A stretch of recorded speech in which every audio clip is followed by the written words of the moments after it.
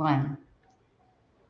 Happy Tuesday. Tuesday already. I know it. So today we are going to jump into talking about your your ability to help create more meaningful solutions to customer problems, not because you don't know already or don't already know how to create meaningful solutions, but in a lot of cases, what we've seen and what I've seen more recently is a lack of understanding of your customers' true needs and their true pain points and what that really means to creating the most effective solution.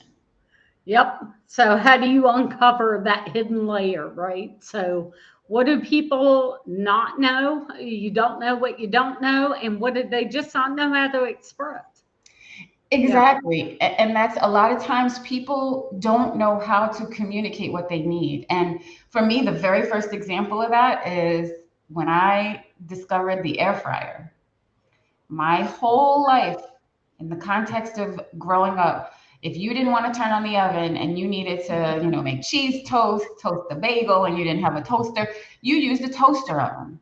Yep. Okay. So it was a quicker and an easier way to not turn on the oven, wait for it to preheat and all that kind of stuff. And then when I learned about an air fryer, I said to myself, well, whoever created that concept, obviously there was a technology play there. But when you Mhm. think about the user needs, and if it had started with the user needs, air fryers do things different than toaster ovens. And it was revolutionary in the sense that it made some of those things that your oven could do or that you would fry in oil differently. But it potentially took customers to explain things differently, to be able to provide that context around where those real pain points were. And it would have been easy enough if it was the instance of us being the person or the people interviewing them to just say, oh, you need a toaster oven, Yeah. not recognizing that it's something different than that. So I think that not being able to explain what you're looking for, a lack of awareness that certain things Yep. exist, Yep. not understanding Cognitive biases, biases, so yeah. your own cognitive biases as the Mhm. customer that's being engaged, and also as the translator of what they're saying they need. But also, when you think about customers communicating what they need and understand, you've got it's our job to unpack that and understand what they're truly trying to say. Yes, and I think there are a million examples of it. I mean, one of the best is a smartphone, so an iPhone, Mhm. an iPad. No one knew to ask for that. So I think this is a great topic for not only do you actually get down to the level of, okay, what is the pain point? What is the problem with our service or product? But also where there are opportunities to innovate. So, iPhone, no one knew to say, hey, I really wish I had this device I could take with me and do everything I need to do on the go. You had a brilliant mind, behind the iPad, tablets and iPhone, but really it was, hey, we all work on the go. Hey, we all get lost and Yeah. maps are hard to read on the go. So, even thinking about the apps that went into it, let alone the concept of a smartphone, no one knew to ask for that. And what's happened? It's completely changed for the good, for good or bad, how Right. we live and how we expect to do things. So I think Mhm. that's another bonus when you figure out how to really understand your users and what might work for them, or even completely turn the world upside down based on the solution. Mhm. So anyway, I think that's another good example. I always think of that when I think of Yes. people don't know to ask for what they don't know to ask for. Correct. And so this is why it's so important. One of the key components of figuring that out is to conduct contextual inquiry. Yep, So, yep, a lot of the work we do might be in-depth interviews. We'll take those interviews into the context of where that solution or that service that you're creating, where it will or where your customer will engage with it. go into that particular environment.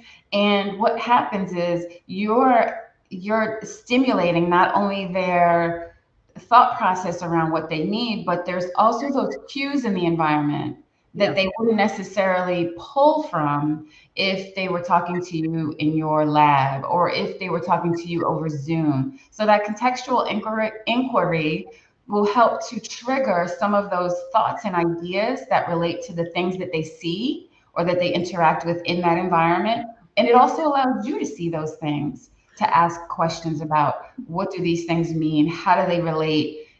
What do you do in this context? That sort of thing. Yeah, because I know I like to use that invoicing and billing as an example, because that was one where, people get familiar with their workflows and the Mhm. tools they use. And even when they are problematic, they really, it's what they know, right? Mhm. So in that case, contextual inquiry, going on sites, watching people do things, Mhm. that's a lot of times where you uncover those pain points that they don't even Mhm. realize are pain points. And again, maybe opportunity for not only making something really making you stand apart because Mhm. you're addressing a pain point people don't know they have until you have fixed it, but you might also come up with innovative solutions. Yeah. And again, in that case, it was one where people were used to running around and collecting from all the people in the office, Right. what they've been working on in time on different tasks and things of that nature. But if you'd actually watch that process, and all they knew to ask for was a really robust invoicing and time slip kind of feature, but their biggest pain point was even getting that information to be able to create those things. So, without watching, they didn't know to say it. It's how they'd always worked. Right. And if you look at pain points, when you actually see them in context or you shadow someone while they're Yes. performing their activities, what you recognize is those pain points show up as workarounds. And those workarounds, I think about when I was pregnant and I couldn't reach down to tie my shoes. My workaround was to figure out how to get my foot up over my opposite knee. And so that became a workaround that for me, I didn't see any sort of tool or system that could help me to tie my shoe. I thought I had to figure out how to work around the challenge myself. Tying your So shoes. when you think about unpacking the problems that people say that they have, you've got to recognize that there's more there than just what they say. You've got to see it, but you've also got to understand that sometimes it's not only a physical process, it's also from a cognitive standpoint. There are things that you want to do, like laddering or the Yeah, five whys, where you keep getting at that. Well, why do you do it this way? Why have you always done it that way? Why have you not right. tried a different way? So you keep going deeper and deeper because, in a lot of cases, people are only going to give you that surface level understanding that they have of something. And when you want to get to that deeper, um, kind of cultural context. So that cultural context might be the culture of the organization that they're Yeah, in, or their own cultural context as an individual or personal cultural context. If you want to get to those different traits or characteristics of your customer, you've got to go a little bit deeper in terms of your questioning and your observation. right. Yep. You've got to start peeling the onion right back Mhm. through the layers. And I like that laddering technique. And a lot of, marketing has leveraged that forever. That's actually really good. It's a really good strategy for UX people and in their user research as well. Mhm. And you have your own metrics. So a lot of people already have metrics in their system. That's a good way of, yeah, people not what they say, what are they doing? Yeah. When are they leaving your site? When are they going way too deep in the site to accomplish a basic task, or that kind of stuff. So leveraging that gets around the things people can't state. I think of me as, I'm into 3D printing. I love 3D printing, but I'm not an expert. I'm just kind of in between, right? I'm not a beginner. I'm not an expert. Sometimes I don't know how to express, if I'm looking at, for me, my slicer software, what the problem is. I just know there's a problem. Hey, I can't get it to behave this way, or I can't, without going 4 days printing, I'm getting clumps here and there on overhangs. I know how to say that. What I might not know is what settings are confusing me. It's more of, hey, these are my outcomes. So I mean, I think that's a good example. I'm having a hard time expressing it right now. So if I were to participate in, the manufacturer I use for 3D printing in a software evaluation, there'd be a lot of things. It's like I don't even know how to state why it's a problem. Right. You almost need to watch me doing it based on the goals I'm trying to accomplish to understand where I'm getting confused. So, things like that. I think in everyday life we have things we can't express. We just know there's a problem. We just don't know how to express what that problem is. Yeah, and I like you pulled out a lot of the activities or areas of focus. And so you've got to start with that customer's goal or outcome that they're trying to achieve. So you've got to understand that very, very well. But when you think about like what you just said, in the difficulty in articulating what is your challenge, there's got to be that where am I starting? Yes. Where am I trying to get to? And watching you go through the system and walking through your activities is probably one of the best ways to see what's happening on the surface. Yep. But at the same time, there's got to be some work to understand from your thought process, from your mental model standpoint, what's going on at each of those steps that you're taking with the Slicer software. Because when you line those up, you as the system creator are now capable of saying, okay, when our user gets to this point, we either need to provide them with more context on something, or we need to make the controls to do blankety blank more clear in this particular area. But it took not just looking at that surface level of, oh, they can't perform the task, or she can't get this done in the way that she intends. You've got to have those different points in which you understand what things are and then kind of where they're amiss and how do you close that gap. Yes.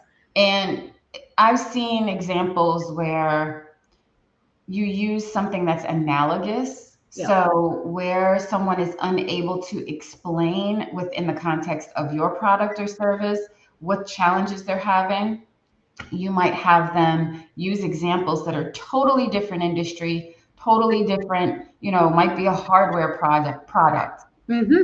Have them explain to you what it is that they get from that and how that can be, analogously compared to what they're talking about in your particular system or service. Yeah, and that's a good, sorry about that. That's a really good comment about all of that. Yep. I had a thought, and it literally hit me when I saw that. Yeah, and this is why I think, but to your point, I think, go ahead. I remember I was going to say this becomes particularly important with complex systems. And now, we're talking a lot about machine learning, AI, that's somehow based on expert knowledge.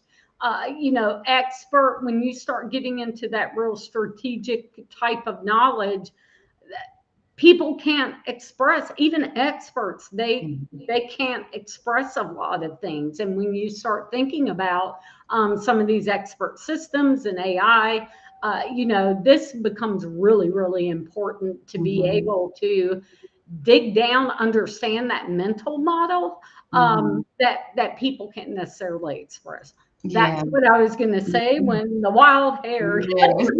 And that's the thing. When you talk about mental model, there's different levels of Yes. cognition and information processing that are required. And then as the person creating something for that person, for that consumer or customer, you've got to understand those different levels of cognition to Yes. really understand where does the user need to interact with the system? What does that system need to provide in terms of feedback or context? And so this is why participatory design or co-design Yeah. is so useful, so that people can give you that feedback, that real-time feedback as you go through that design process, or they can give you ideas that you didn't think of. That you didn't Uh, think of, I right? can remember doing or working on a project where we were looking at rating systems for physicians. And Mhm. so you're looking at what type of data do you expect in terms of quality, and bedside manner and that sort of thing. And we arrived at Yelp as a comparable system. So when you think about Yelp.com and how you can go in there, this is before Yelp had so many different things that you could rate or consider in the system. So it Mhm. might have just been at the time restaurants Yep. and stores. And so when you think about being able to pull back that I'm looking for a breakfast restaurant that's open now and all the different criteria, but then how it returns those results and the level of detail that's provided Yep. lined up with what Yelp users were looking for in terms of determining, is this a place that other people have rated well? Is it open now and I can afford it? Is it Afford conveniently it. Yep. located? So all of those details in that Yelp experience and what you expect to get was very similar to what people were looking for in their mobile app for their to find a doctor. Yep. So you want to make sure that you get down to that level of not only the experience on the glass, but what are they looking for contextually? What are they using to make decisions? How does this impact their decision making? Can they complete their goal? All of those things require you to go to deeper levels of abstraction, but also understanding from a cognitive information processing Yes. standpoint. Yeah, absolutely. And let's not forget journey mapping. I think it Yes, plays a role here as well, where you really start breaking down, yes. that flow, and then you can identify, in each areas of that map, what Mhm. are the pain points, what are the challenges, what are potential solutions, who's involved, all of those things as Mhm. well. I think I know we harp a lot on those journey maps, but if used properly, they can really help you hone in Absolutely. and break down more complex. And on the flip side of this, what you risk if you don't do things this way, what you risk is creating solutions or services that are disjointed in Yep. terms of they utilize your interpretation of where and how someone's going to interact with things, but what they lack is that journey, that context of the journey and where those different points of value live. Mm-hmm. Yep. And that means that you risk not building the right thing in terms of giving people what they need in that particular context.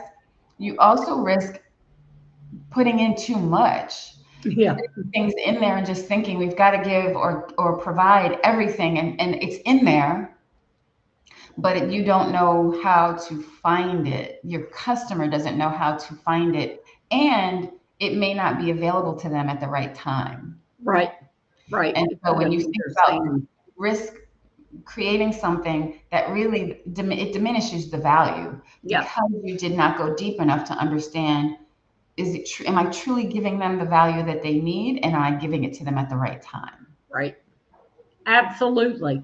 So as we kind of wrap up for today, think about the fact that understanding your customer in the product and service creation process requires that you go to a deeper level of understanding, more than just what they say or what you see, but that you are able to look at things in context, go deeper than that one layer by asking why, Yep. shadowing them and helping to pull out what they're thinking at those different points that maybe you would not get from a conversation that's done remotely or away from that contextual sort of environment. So think about, and always journey map. Journey maps seem to be the thing that we always come back to in terms of how to really, really understand the value, because it gives you that macro level view that you can then go into a micro level kind of interactive experience level across that entire journey. Yep.